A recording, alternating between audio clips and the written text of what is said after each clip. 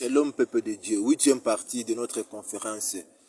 Romains chapitre 10, le verset 19 à 21. Dieu dit ceci, j'exciterai, c'est Moïse qui te dit, Dieu dit ceci, j'exciterai votre colère. Il a parlé cela dans la bouche de Moïse. Et Moïse dit au peuple d'Israël, j'exciterai leur colère. J'exciterai leur colère. Et donc j'exciterai leur colère en appelant, une nation sans intelligence. Donc, et Dieu a dit qu'il va exciter leur colère, leur jalousie. Donc, Dieu leur a dit que je vais me laisser trouver par celui qui ne m'a pas cherché. Parce que je tendis mes mains, au verset 21, je tendis mes mains à un peuple contredisant, le peuple Israël. Contredisant. Un peuple qui contredit avec son Créateur. Que cela ne soit pas le cas pour nous, chers serviteurs de Dieu du Congo. Que cela ne soit pas le cas pour nous.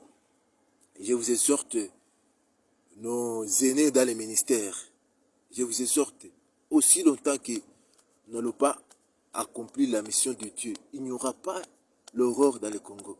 On ne vivra pas la gloire de Dieu au Congo, les plans glorieux du Congo. La royauté est un esprit pour que le gouvernement marche bien. C'est notre responsabilité. Nous, l'Église, c'est notre responsabilité. C'est pourquoi moi, je ne condamne aucun président si les choses vont mal. Parce que c'est notre responsabilité, nous, l'Église, premièrement, et le gouvernement ensuite. Parce que 1 Timothée chapitre 2, le verset, à commencer par le premier verset. Lisez, vous allez comprendre avec moi. La Bible dit que pour que nous menions une vie paisible, c'est à nous l'Église de prier. Pour que nous puissions mener une vie paisible, c'est à nous l'Église de prier. De prier Dieu. Prions. Obéissons. Je vous exhorte. Ce n'est pas pour rien que Dieu a parlé.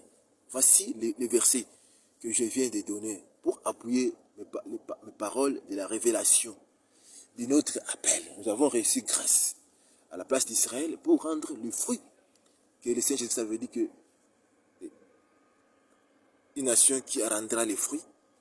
Et voici les paroles qui appuient notre appel. Ça révèle. Donc, lisez en profondeur. Restez lire. Prenez le temps de lire.